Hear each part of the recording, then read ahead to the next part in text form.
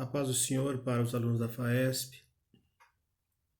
Nós estamos então na quarta e última aula dessa disciplina, de armatiologia. Pois bem, hoje nós vamos ver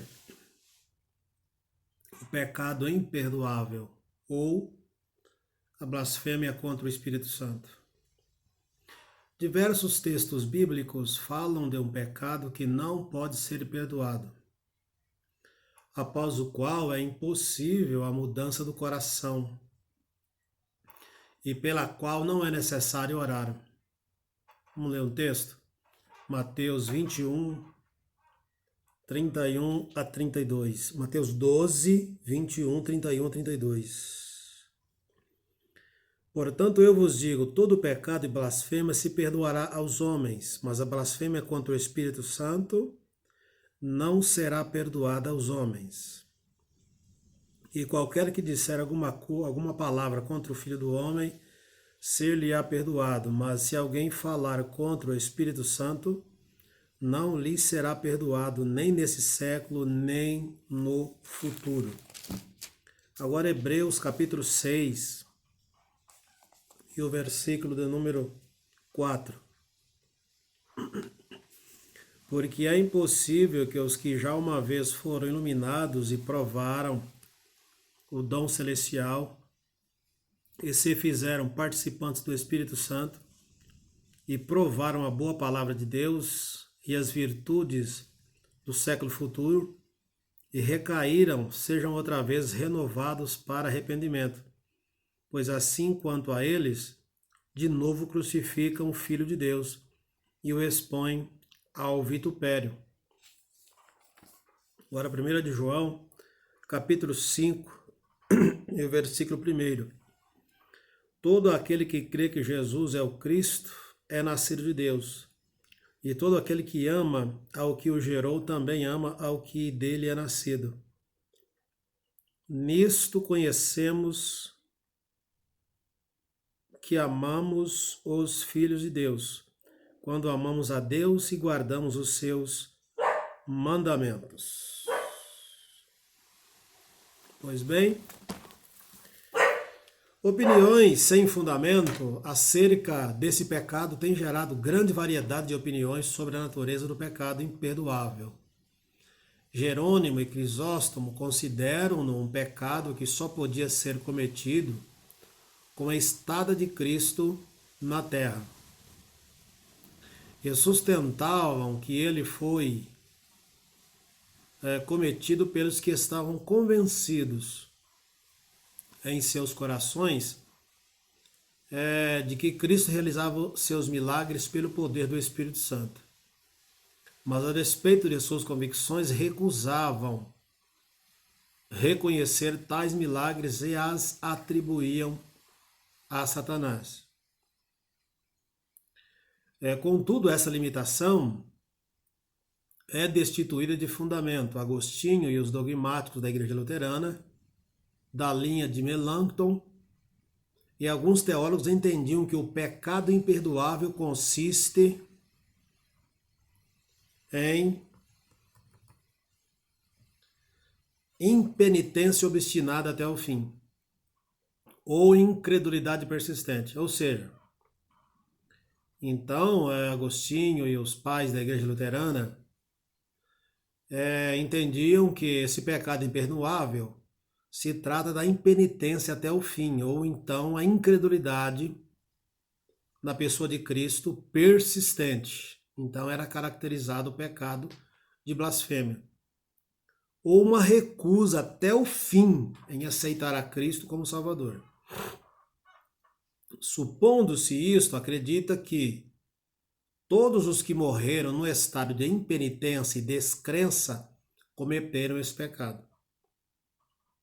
Os teólogos luteranos mais recentes ensinam que somente as pessoas regeneradas podem cometer esse pecado, mas esta ideia é antibíblica. Então, no tocante ao pecado imperdoável, que o próprio Cristo ensinou e disse, então temos aqui as versões da Igreja Luterana, que esse pecado aí fala da impenitência obstinada, ou seja, incredulidade persistente, não é?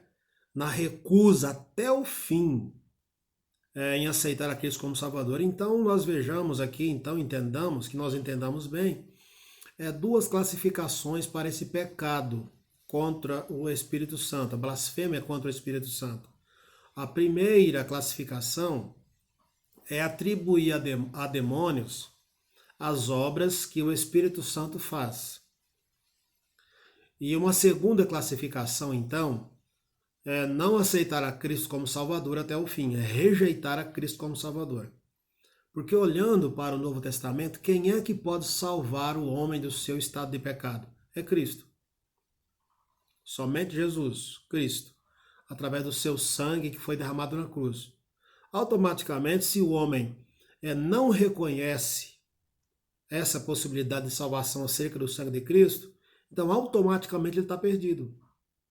A não ser que creia na obra salvífica da cruz. Então, se a pessoa, durante a sua vida, persiste em não aceitar, em não acreditar que Cristo morreu para salvar ele, então, automaticamente, então, cai nesse pecado, esse pecado contra o Espírito Santo. Tá certo? Agora, então a primeira classificação é atribuir as obras que o Espírito Santo faz a demônios. E a outra classificação, então, é uma incredulidade persistente, é não querer a salvação. Mas por que atinge o Espírito Santo? Porque é o Espírito Santo que põe em movimento essa maquinaria chamada salvação. É através do Espírito Santo. É ele quem convence o homem do pecado, do juízo e da justiça. Como está lá no Evangelho de João, capítulo 16, a partir do versículo 5 a 8 em diante. Então, Jesus disse que é o Espírito Santo quem convence o homem do pecado, do juízo e da justiça. Automaticamente, se o homem não dá credibilidade ao Espírito Santo, não acredita na obra salvífica e não se abre, não permite o Espírito Santo trabalhar no coração, então a pessoa está resistindo ao Espírito Santo, resistindo à salvação. A pessoa não quer se salvar, então, para esta pessoa, se ela não quer se salvar, se ela se recusa a obra do Espírito, a cruz do... Se ela tem uma recusa persistente até o fim, então isso é caracterizado como pecado imperdoável. Caracteriza então blasfêmia contra o Espírito Santo. É a recusa da salvação até o fim. Amém? Pois bem, hoje nós estamos entrando no outro assunto. Durante esse mês a gente trabalhou nessa disciplina e o primeiro assunto que nós tratamos foi a etimologia das palavras, né? A armatiologia, ou seja, a doutrina do pecado ou de tudo aquilo que envolve o pecado. Então nós trabalhamos na introdução, nas derivações dos termos pecado. Aí a segunda aula foi sobre o pecado original, né? Pecado original, onde se originou o pecado? De que forma se originou o pecado? Aí a terceira aula nós falamos sobre o pecado original, não é? E as suas dimensões, né? O pecado fatual, o pecado... Falamos sobre o pecado original, que se originou lá em Adão. Né? O porquê que o homem, que a humanidade passou, então, a levar essa culpa, esse pecado, sendo que foi Adão que pecou. Então falamos sobre o pecado original. Agora hoje nós vamos falar sobre a extensão, a força e extensão do pecado. Então, a nossa apostila na página 48. A força e a extensão do pecado. Assim sendo, a morte, que era uma possibilidade, passou a ser uma imposição divina, mas que também cumpre um papel preventivo. pois até em meio a algo tão terrível como a morte, Deus se mostra gracioso. Por mais que ofenda e desagrade a muitos, inquestionavelmente, do ponto de vista bíblico, Satanás é uma força maligna real e pessoal que opera no universo contra Deus, seus princípios e seu povo. Essa verdade leva-nos a uma reflexão sobre a realidade da batalha espiritual. Então perceba que há uma constante batalha espiritual. E nós bem sabemos que há uma guerra travada no mundo dos espíritos, aonde os anjos de Deus, no mundo espiritual, os anjos de Deus guerreiam contra os anjos decaídos. Sabemos que existe uma batalha tremenda no mundo dos espíritos, uma batalha que nós não podemos ver, aonde os anjos celestiais batalham contra os anjos decaídos. Sabemos isso, temos assim consciência que há esta batalha, que existe essa batalha existente no mundo, e esta deve ser feita com sinceridade, equilíbrio e responsabilidade, com vistas a evitar excessos, o que fatalmente resulta em escândalos. Então, sabemos que existe sobre a realidade da batalha espiritual existente no mundo. E essa deve ser feita com sinceridade, essa batalha aí. Com sinceridade, equilíbrio e responsabilidade. Com vistas a evitar excessos, o que fatalmente resulta em escândalos. Então, veja, nesta sessão faremos uma análise sobre a força e extensão do pecado, tratando a respeito do quão grande é o problema do pecado e o quanto isso tem afetado de forma negativa a vida de todas as pessoas. Primeiro falaremos da força do pecado e em seguida a sua extensão. Bom, a força do pecado. Sabemos que o pecado exerce uma força muito grande, uma força motora muito grande sobre a humanidade. Lembremos novamente o que Paulo disse, no capítulo 7 de Romanos: o bem que eu quero fazer eu não faço, mas já não faço eu, o pecado que habita na minha carne, porque na minha consciência eu sirvo a lei, sirvo a Deus, tenho conhecimento da lei de Deus, mas no meu corpo sirvo a lei do pecado.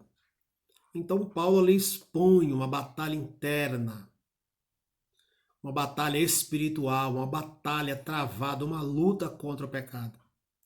Paulo tinha consciência das coisas boas e ele sabia discernir perfeitamente entre o certo e o errado, entre o bem e o mal, entre o bom e o ruim.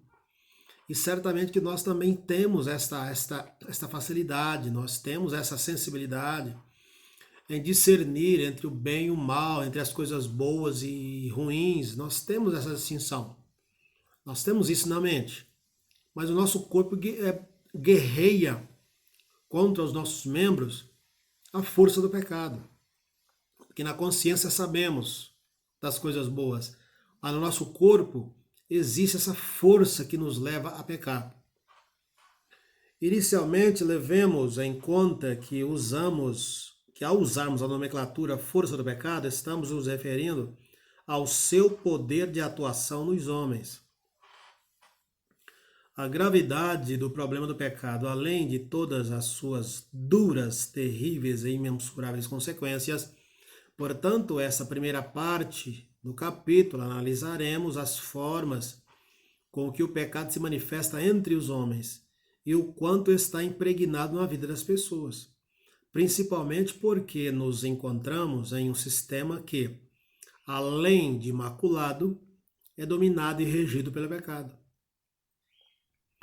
Com o objetivo de fundamentarmos nossa reflexão sobre a força do pecado, buscaremos entendimento sobre 2 pontos essenciais desta sessão de nosso estudo, sendo eles: primeiro, a natureza pecaminosa que o homem herdou; segundo, a realidade da morte como resultado do pecado. Então nós bem sabemos que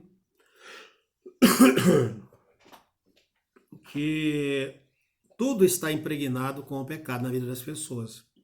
O pecado impregnou de tal forma que domina a vida das pessoas e até a nossa vida, se nós não tomarmos cuidado. Porque nós somos lavados, perdoados e redimidos no sangue de Cristo, mas continuamos a pecar.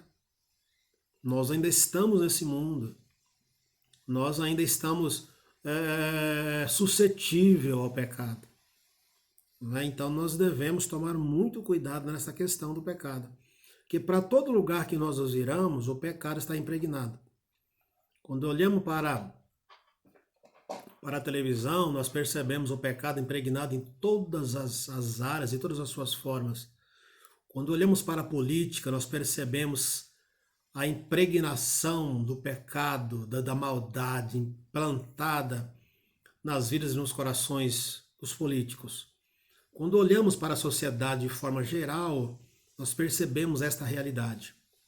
Então nós precisamos, além de discernir sobre o que é certo e o que é errado, é sempre nos colocarmos humildemente debaixo das misericórdias de Deus. É somente isso que nós devemos fazer. E constantemente reconhecer, nos arrepender dos nossos erros, e Jesus vai nos perdoando. Porque o pecado habita na nossa vida, na nossa carne. Então é uma força que batalha contra a nossa vida. Muitas das vezes nós queremos, como Paulo disse, o bem que nós queremos fazer não conseguimos. Mas o mal que nós não queremos, nós sempre fazemos. Uma certa feita eu contei uma ilustração sobre o sapo e o escorpião, para ilustrar bem essa força do pecado.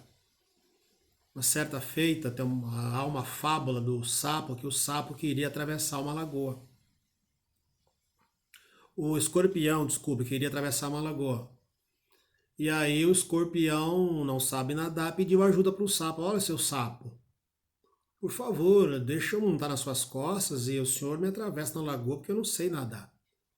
E aí o sapo, esperto, sabendo da natureza do escorpião, falou, não, imagina, nunca que eu vou permitir que você suba nas minhas costas. E o escorpião vai tentando, vai falando, olha, seu sapo, faz esse favor para mim, seu sapo. Eu não sei nadar, seu sapo, eu vou morrer afogado. E ele então conseguiu persuadir a natureza do sapo, de maneira que o sapo permitiu que o escorpião subisse nas suas costas. E então o sapo entrou na lagoa com a intenção de chegar do outro lado e levar o escorpião até o outro lado da margem da lagoa. Mas quando o sapo está no meio da lagoa, mais ou menos, o escorpião levanta a sua cauda e cravou aquele ferrão nas costas do sapo. O sapo, devido ao veneno, a peçonha do escorpião morreu e, de certa forma, o escorpião pulou e conseguiu sair do outro lado. Moral da história. Muitas das vezes nós, sem querer, ferimos as pessoas. Muitas das vezes, sem querer, nós pecamos, nós erramos. Mas nós erramos, nem sempre é porque queremos, mas é porque faz parte da nossa natureza pecar e errar. Então, às vezes, nós não queremos ofender uma pessoa, mas acabamos falando de forma a machucar a pessoa. Assim como o escorpião. O escorpião, quem sabe, no momento que ele estava tentando convencer o sapo, talvez ele não tinha na sua mente, na sua intenção, inferir o sapo. Mas quando ele estava no meio da lagoa, bateu aquela natureza forte, ele não se conteve e ele feriu o sapo de morte. Então que nós tenhamos cuidado. E vale a pena nós entendermos e dar um conselho, não confie na sua natureza. Eu não posso confiar na minha natureza. Não podemos confiar em nossa natureza, porque a nossa natureza não é boa. A nossa natureza está impregnada com a força do pecado. Muitas das vezes não queremos fazer o mal, mas acabamos fazendo. Muitas das vezes não queremos ofender uma pessoa, mas devido à nossa natureza forte, nós acabamos fazendo mal e falando mal contra uma pessoa. Pois bem, retornando aqui à nossa reflexão, a força do pecado. Inicialmente, levemos em conta que ao usarmos a nomenclatura força do pecado, estamos nos referindo ao poder de atuação nos homens, a gravidade do problema do pecado, além de todas as suas duras. Acho que eu já li essa parte, né? Já li essa parte. Então, vamos lá. Natureza do pecado. Em primeiro lugar, o pecado não se limita apenas em ações específicas e pontuais, pois ele é também uma realidade inerente ao homem caído, que possui natureza pecaminosa, Efésios 2 e 3. A expressão natureza refere-se ao estado de queda em que o homem se encontra, aponta para a sede ou ainda para a sua localização no interior da pessoa, tratando-se da origem imediata dos pecados, ou seja, de onde eles surgem originalmente, opondo-se à triste realidade da natureza pecaminosa do homem, no homem. As Escrituras nos falam sobre o novo nascimento, em vários aspectos, não é? Em vários aspectos, dos quais destacamos dois. Uma nova natureza que é gerada para opor-se e substituir a velha.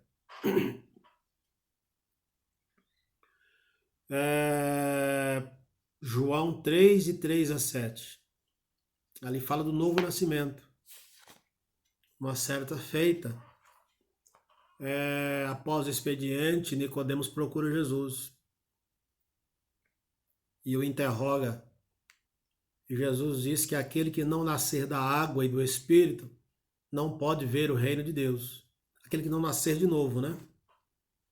Poderia ver o reino de Deus. Aí Nicodemos, sendo um homem tão inteligente, formação tão boa, não compreendeu a razão, as palavras que Jesus disse. Ele disse, poderia eu entrar no ventre da minha mãe e nascer novamente? Aí Jesus explica para ele que era nascer da água e do Espírito. Este acontecimento só pode acontecer de fora para dentro, no sentido de que se trata de uma obra exclusivamente do Espírito Santo e não do homem em si. Então essa obra, esse novo nascimento, não é uma coisa que se origina no homem, mas é uma coisa que se origina do Espírito Santo. É ele quem dá início a esse novo nascimento. A respeito desse assunto, leiamos o que diz o teólogo Millard Erickson. Vamos ver o que ele disse aqui no tocante ao novo nascimento. Pecado também é uma inclinação interior, verdade. O pecado é uma inclinação, é uma coisa inerente, é uma facilidade que nós temos. Pecados não é simplesmente atos errados, mas também pecaminosidade. É uma disposição interior inerente que nos inclina para atos errados. Aqui os motivos são praticamente tão importantes quanto as ações.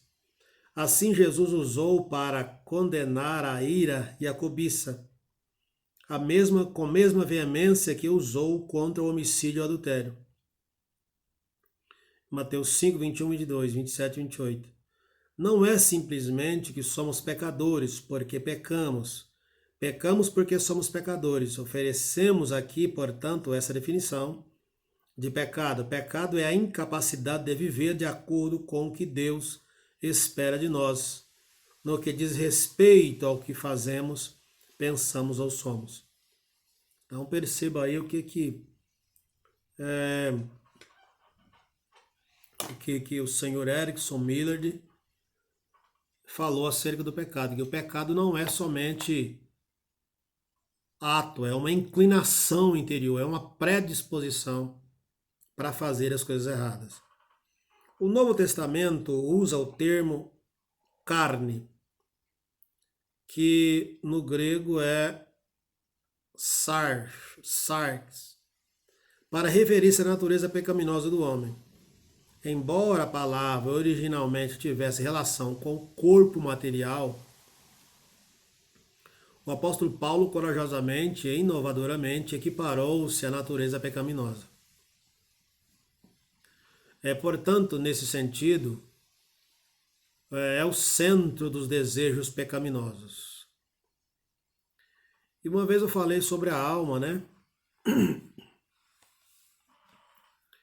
Que quem é que peca? É o corpo ou é a alma? Porque nós bem sabemos que, segundo os mais entendidos, quem peca é a alma. Porque na alma estão os 5 sentidos: o olfato, a audição, a visão, o paladar, o tato está na alma. Então quem peca é a alma. Não é o corpo que peca. O corpo peca através da alma. Não é? Então todas as coisas boas e ruins passam pela alma. Todos os pensamentos bons e maus passam pela alma. Todas as intenções, tudo que nós realizamos, primeiro passa pela alma. Tudo que toca a minha pele, toca o meu corpo, passa pela minha alma. Então é a alma que peca. A alma é o centro das vontades humanas.